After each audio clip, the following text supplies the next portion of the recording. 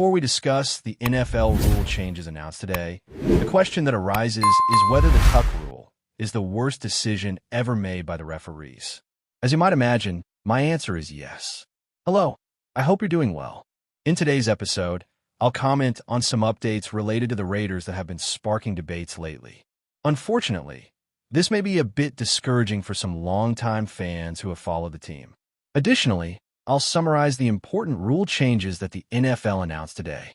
I'll explain how these changes will affect the Las Vegas Raiders and the other 31 NFL franchises. Before we begin, I'd like to inform you that there won't be training in Napa for the Silver and Black in 2025. While this was expected, I admit it's still not completely confirmed, but it seems likely that the Raiders will conduct their off-season activities and training once again in Henderson, Nevada, which, let's face it, isn't much of a surprise. However, I know many fans appreciated the training camp in Napa, which took place from 1996 to 2019. If you were hoping the Raiders would continue training there, I hope this news doesn't ruin your day. Ultimately, when news about the Raiders comes out, I want you to always stay informed and up to date. Even on a day like today, when, to be honest, there wasn't much new from the Raiders, several pieces of NFL news surfaced. And I'm not sure if everyone is aware, but the Raiders are part of the National Football League. Now, I'll address the rules implemented today. Let's focus on the rules that were officially approved, putting aside some discussions about the popular play known as the tush push. With so many changes happening, I asked for a moment to analyze them and explain what's truly relevant and what's less important. I'll provide an analysis of the NFL rule changes for 2025 and hope that the New York fans enjoy today's episode. Starting with the first approved rule, which is an amendment to Article 6, making permanent the new free play approach introduced in 2024. This new play is similar to a regular scrimmage play, positioning players from both teams closer to the line and limiting movement to reduce speed and space, thereby promoting more returns. The rule includes changes such as modifying alignment requirements for the receiving team's players in the preparation zone and changing the dead ball spot after a touchback, which will now be at the 35-yard line if the ball lands in the end zone and is down by the receiving team or goes out of bounds. If, like me, you read all this and got confused, know that this confusion is common, and that's why I decided to make this show. After reading this, I was even more confused, so I'll explain what this really means and how it affects the Raiders.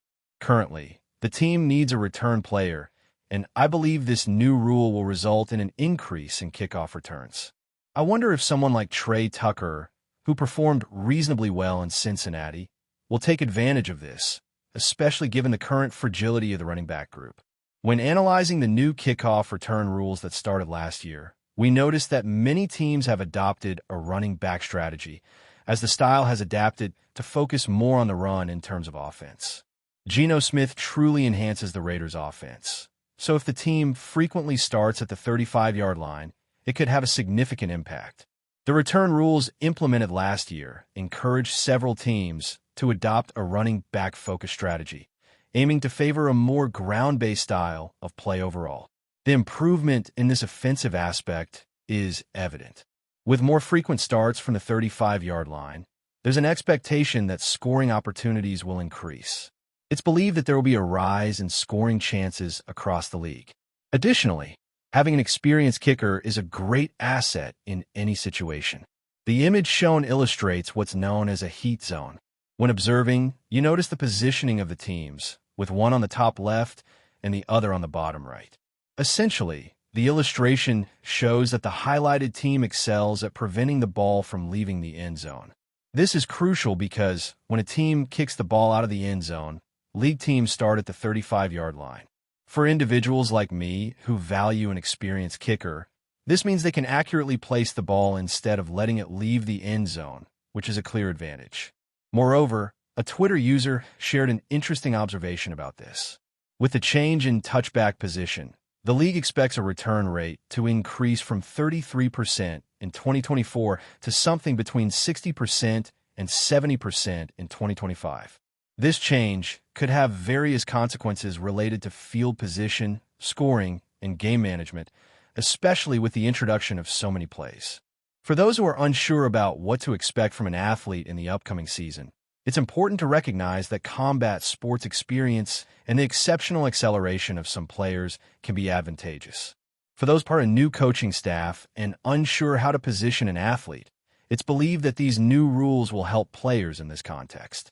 Now, let's move on to the next rule change presented today in the league, which the competition committee adjusted regarding overtime rules for the regular season and playoffs, ensuring that both teams have the opportunity to possess the ball regardless of the initial possession situation. These new rules really favor athletes of this profile. The change announced today by the competition committee aligns overtime rules for playoffs and regular season, allowing both teams to have the chance to possess the ball regardless of the initial possession result during a 10-minute overtime period in the regular season. This change is well received as it recalls a memorable playoff game between two teams where both were exchanging points and one team won after receiving the ball first and scoring a touchdown. Defending this rule, it's believed that in the playoffs, both teams should have a chance to score. Furthermore, this rule is relatively new and reflects, in part, the approach used in college football. It's known that college football starts at the 25-yard line, but a franchise like the one mentioned has brought several college coaches. There's curiosity about whether this team will incorporate college football strategies into the league. It's common for teams to try to mimic each other, but this team is aiming to establish a balanced attack, focusing on both defense and offense. The team structure is being developed to be complete, and it's believed that these new rules will support teams organized this way. Another aspect to address is a rule change announced today by the competition committee, which expands the capacity for instant replay to help referees with specific elements of a play, as well as address administrative issues when there's clear and obvious video evidence. It's necessary to recognize how many times we've debated a moment and thought, that was a terrible decision. For many, what really matters is that the decision is correct, even if it means a call that doesn't benefit a specific team. As football fans, we prioritize the accuracy of the decisions.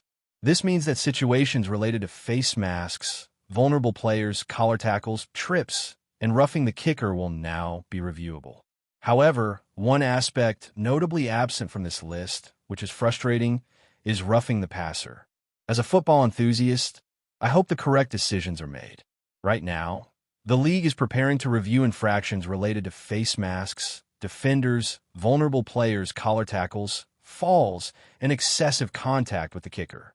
However, an important aspect missing from this list, and one I find disappointing, is excessive contact with the passer. Watching Kansas City's games can be frustrating at times due to decisions that seem to only apply to them. The impression is that the league is pressuring referees, especially after the controversies during the playoffs and the end of the previous season. Although Kansas City fans may hesitate to admit it, this undoubtedly made some games harder to watch, knowing the team might benefit from calls that other teams wouldn't get. I value the initiative to ensure correct decisions are made, regardless of what was initially stated on the field. Moving on to other rule changes that will impact the team, a significant change modifies the roster management regulations, allowing teams to designate 2 players for return when reducing their group to 53 athletes. Let's reflect on this. In recent seasons, especially thinking of a particular player, we often questioned his physical condition during roster cuts. Why would I keep an athlete if I'm unsure about his ability to perform?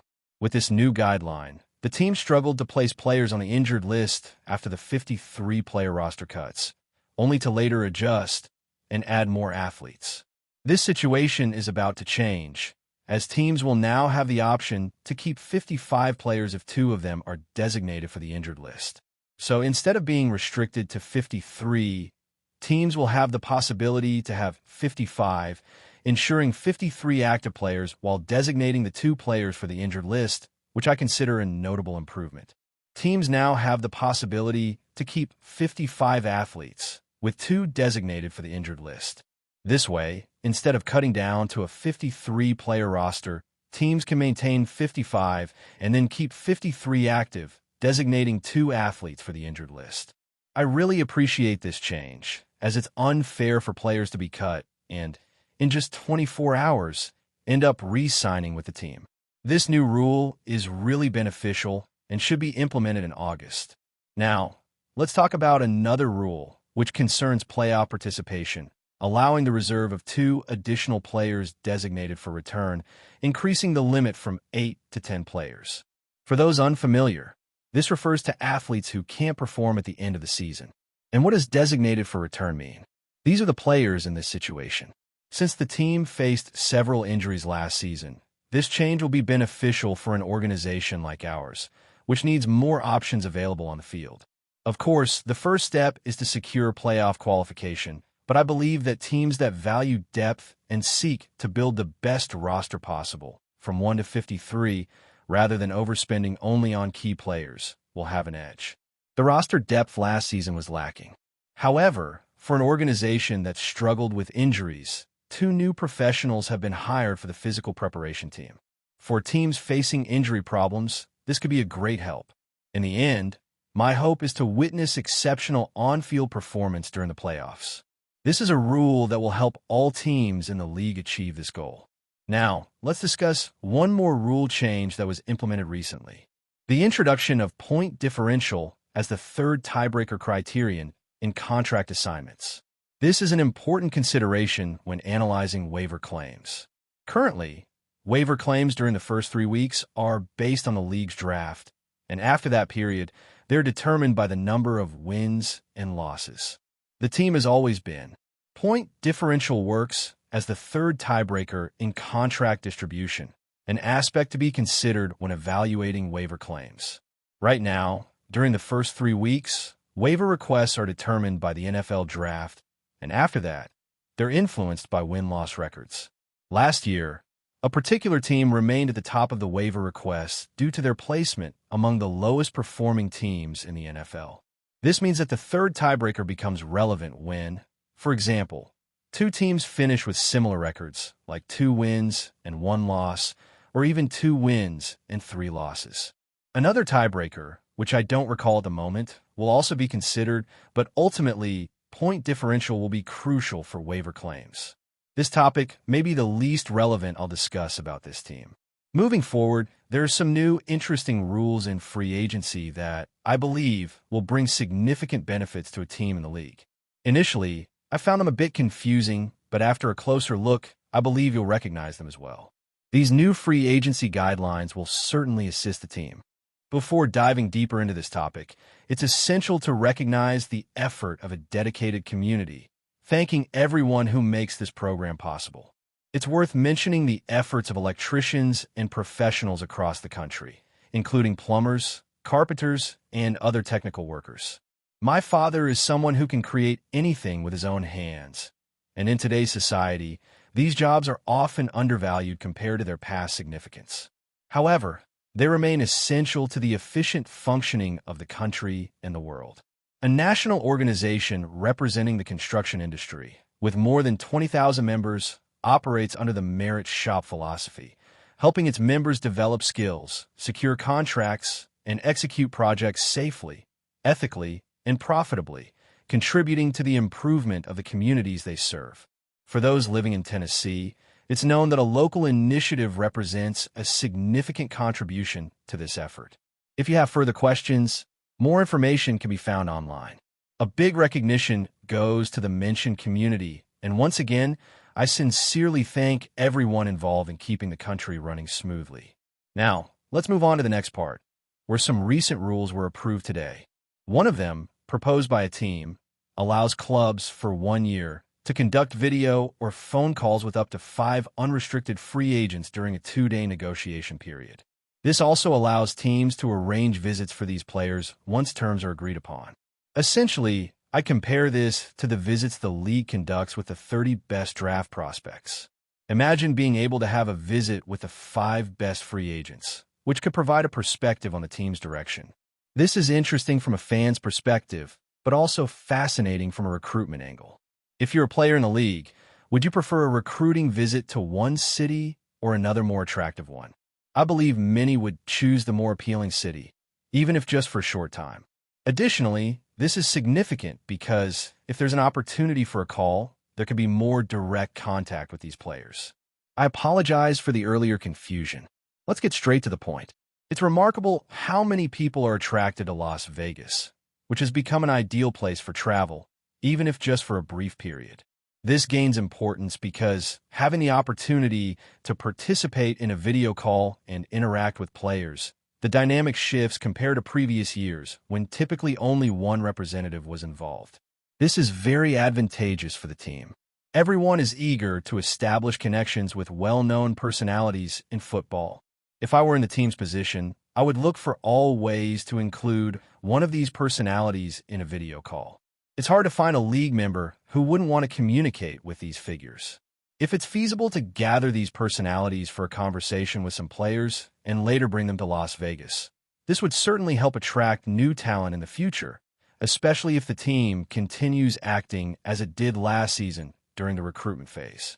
Now, let's deal with another new rule, which pertains to K-balls, allowing teams to prepare the balls in advance for kicks before the game day, similar to what was previously accepted for game balls.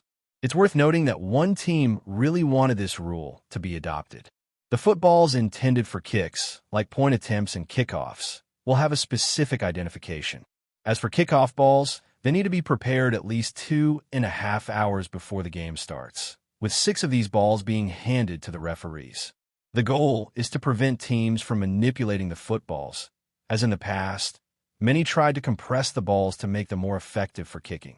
The objective is to ensure more standardization in the kicking game, especially considering that we often hear about issues with passing games, possibly due to previous incidents. Thus, the K-balls are one of the new rules in the league. Now, let's proceed and discuss another new rule. The new rule enables teams competing for a playoff spot to acquire observation credentials for 2 consecutive games in the final weeks, specifically in the 17th and 18th weeks, facing possible postseason opponents. Moreover, teams receiving wildcard games are obligated to grant observation credentials to all teams from the same conference involved in the postseason. Let's approach this in 2 parts. The first part indicates that if a team is in the playoff race, they can send observers to analyze the opponents they will face in the final 2 weeks. For example, if a team decides to send observers to watch another team they'll soon face, this is now feasible. When analyzing the second part of this regulation, it's possible to note that teams hosting wildcard games need to allow observers from other teams in the same conference to attend the wildcard games. This aspect is quite fascinating, especially when considering that teams like the Raiders can observe competitors who are also fighting for a playoff spot in the previous season. Although this discussion is centered on a particular team, it's worth acknowledging that a wealth of information is circulating about the league. I hope I've been able to convey this situation clearly.